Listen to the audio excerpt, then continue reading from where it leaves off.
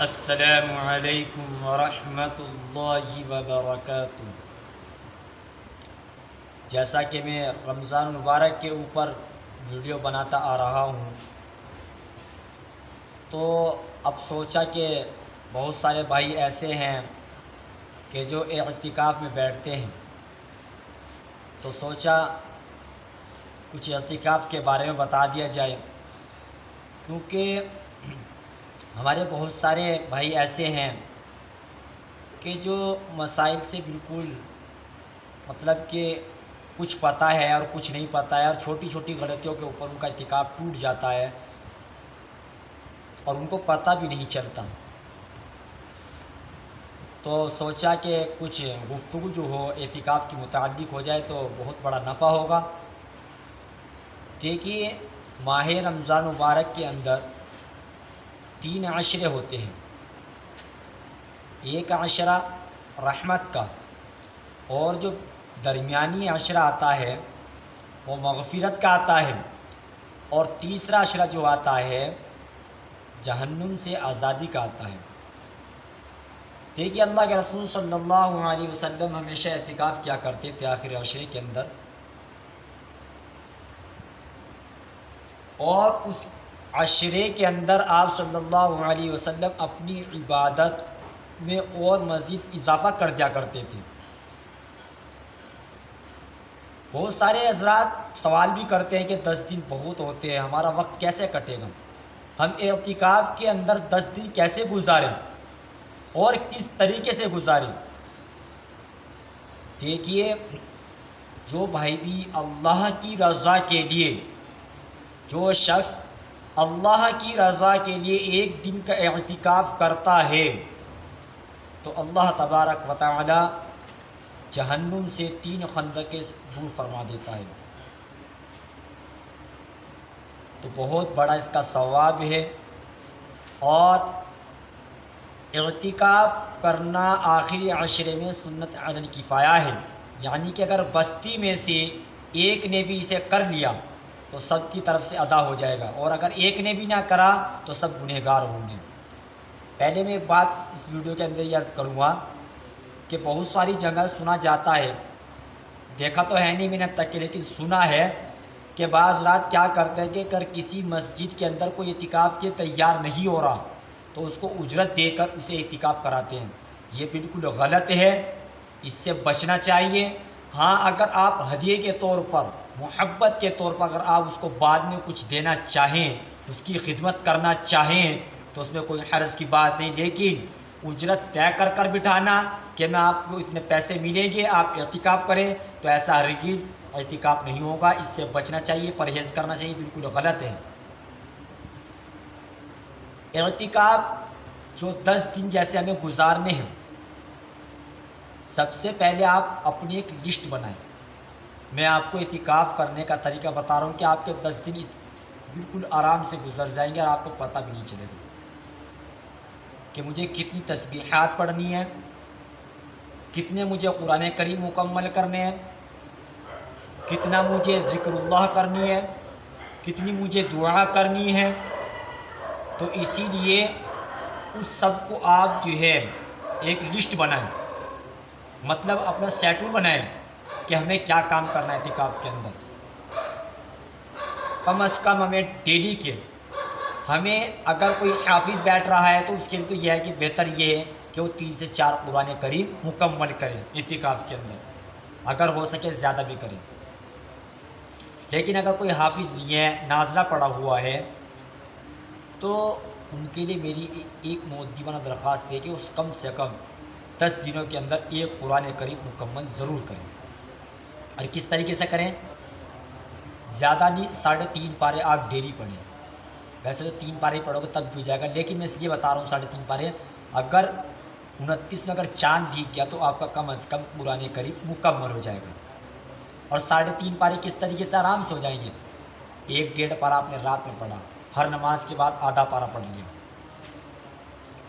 اور ایک تسبیح درود شریف کی، یا تو درود ابراہیمی پڑھ لیا، یا کم از کم صلی اللہ علیہ وسلم، یہ سب سے چھوٹا درود ہے، اس کا آپ ورد کریں۔ اور چوتھا کلمہ کا ورد کرے، تیسرے کلمہ کا ورد کرے، استغفار پڑھے، اور استغفار بھی معنوں کے ساتھ کرے مطلب یہ نہیں کہ معنی نہیں پڑھنے، اس معنی کو اپنے دلوں کے اندر کہ استغفر اللہ الذی استغفر اللہ ربی من کل ذنب واتوب الیہ، یعنی کہ استغفار کے معنی آتے ہیں اللہ سے معافی مانگنا۔ اگر آپ اس طریقے سے استغفار کرو گے تو انشاءاللہ بہت بڑا نفع ہوگا۔ ہمارے معاشرے کے اندر کیا کرتے ہیں کہ رٹا رٹا چلتا ہے کہ جو زبان پر رٹے لگا رکھے وہ صرف وہی پڑھتے ہیں، اس کے معنی پر غور کر کے پڑھو گے تو انشاءاللہ بہت بڑا نفع دیکھے گا۔ اور کم از کم رات کو تہجد کی 8 رکعت پڑھنی ہے۔ یہ معتکف جو اعتکاف میں بیٹھنے والے ہیں ان حضرات کے لیے بتا رہا ہوں۔ اور اگر کوئی بھائی ملاقات کرنے کے لیے آپ سے آئے تو خدا را آپ اس سے کسی کی غیبت نہ کریں، اس سے کسی کی چغل خوری نہ کریں، اس سے سوائے دین کی باتیں کریں۔ اگر کوئی نماز نہیں پڑھتا اسے نماز کی دعوت دیں، اسے نماز پڑھوائیں، اسے نماز سکھائیں۔ تو اسی لیے جو اعتکاف میں بیٹھنے والے ہیں اپنے ائمہ حضرات سے پوچھ کر اعتکاف کیا کریں، بہت بڑا نفع ہوگا اس کا۔ اور اعتکاف میں کب بیٹھنا ہے یہ بھی انشاءاللہ میں اسی ویڈیو کے اندر بتا رہا ہوں آپ کو۔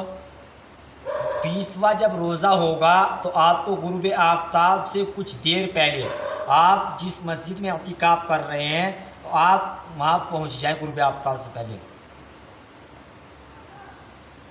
تو آپ پہنچیں، اعتکاف نہ شروع کریں، اعتکاف کریں اور دنیا کی باتیں ہرگز نہ کریں، کیونکہ مساجد کے اندر اعتکاف دنیا کی باتیں نہیں کیا کرتے۔ تو اس سے ہمیں پرہیز کرنا ہے، بچنا ہے۔ کوئی ملنے آئے اس سے سوائے دین کی بات کریں، اگر کوئی ضروری بات پیش آئے تو آپ کر سکتے ہیں۔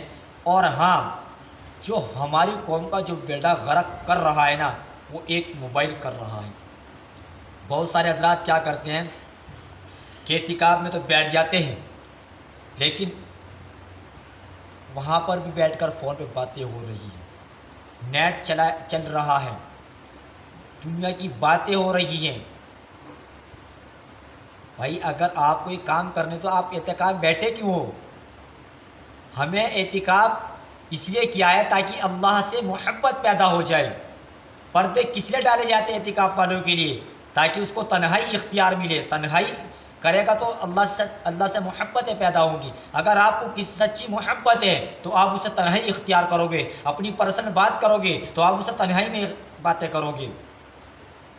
اور یاد رکھنا، تنہائی میں آپ جتنی عبادت کرو گے، دعا استغفار کرو گے، اس کا آپ کو الگ ہی رزلٹ نظر آئے گا، الگ ہی نورانیت نظر آئے گی آپ کو۔ لیکن ہمارے معاشرے کے اندر اعتکاف بڑے شوق سے کیا جاتا ہے، اور اچھی بات ہے، اس کا شوق رکھنا بھی چاہیے، لیکن جب ایک اعتکاف ایک مجلس بن جائے، اعتکاف ایک بھیڑ بن جائے تو اس کی روح نکل جاتی ہے۔ آپ کسی بھی طریقے سے اگر آپ 10 دن مسجد کے اندر گزار لو گے آپ کا اعتکاف تو ہو جائے گا، معتکف تو آپ کہلاؤ گے، لیکن جو روح ہے جو آپ کو اللہ نے 10 دن عطا کیے تھے اور آپ نے اس طریقے سے نہیں گزارے تو میرے بھائیوں پھر یاد رکھنا کہ اعتکاف میں ثواب کم ہو جاتا۔ مثلا ایک آدمی کوئی روزہ رکھ رہا ہے، صرف کیا وہ ایک بھوکا پیاسا ہے، اپنی پیاس بھی اس نے بند کر مطلب پانی پینا بند کر دیا، کھانا پینا بند کر دیا، لیکن روزے کے اندر وہ غیبت نہیں چھوڑ رہا ہے، روزے کے اندر جھوٹ نہیں چھوڑ رہا ہے، روزے کے اندر وہ کام نہیں چھوڑ رہا ہے جو روزے کے اندر نہیں کرنے تھے، تو اس کا روزہ تو کہلائے گا، لیکن جو روزے کی روح ہے وہ تو نہیں ہے، یعنی کہ جو اس کو مقصد حاصل ہونا تھا وہ اس کو مقصد حاصل نہیں ہوا۔ تو اسی لیے اعتکاف میں جو بیٹھ رہے ہیں آپ بیٹھیے، اور مسائل معلوم، اور اتنے لمبے چھوٹے مسائل ہیں بھی نہیں کہ اگر آپ ضرورت کے اعتبار سے اگر مسجد سے نکلو گے بغیر ضرورت کے تو اعتکاف ٹوٹ جائے گا۔ اور یاد رکھنا، اگر مثلاً آپ کو بیت الخلاء کا تقاضا ہو رہا ہے اور آپ کو معلوم ہے کہ ابھی بیت الخلاء کے اندر کوئی ہے تو آپ بہتر طریقہ تو یہ ہے کہ آپ مساجد کے اندر انتظار کریں. لیکن اگر آپ کو پتہ ہے کہ وہاں بھیڑ ہے اور میں اگر وہاں نہیں گیا تو اس کے بعد کوئی اور چلا جائے گا، تو آپ بہتر یہ ہے کہ آپ مسجد سے نکل کے وہاں انتظار کر سکتے ہیں. تو اسی لیے بہت ساری باتیں ہیں جو بتانی ہے، لیکن کچھ میں اس ویڈیو کے اندر ہوں، کچھ انشاءاللہ نیکسٹ ویڈیو بناؤں گا اس کے اندر آپ کو بتاؤں گا. لیکن جو اعتکاف کے اندر بیٹھ رہے ہیں ان کو یہ ویڈیو ضرور جانی چاہیے، ضرور شیئر کرنی چاہیے، کیونکہ اگر انہوں نے اس ویڈیو کو دیکھ کر ایک مسائل پہ بھی عمل کر لیا تو انشاءاللہ ہمارا بہت بڑا نفع ہوگا. باقی انشاءاللہ میں نیکسٹ ویڈیو بتاؤں گا کہ کیا کام کرنے ہیں کیا نہیں کرنے ہیں. اللہ تبارک و تعالی مجھے بھی اور آپ کو بھی سنت مطابق اعتکاف کرنے کی توفیق عطا فرمائے. جب تک آپ مجھے اجازت دے دیجیے. السلام علیکم ورحمۃ اللہ وبرکاتہ.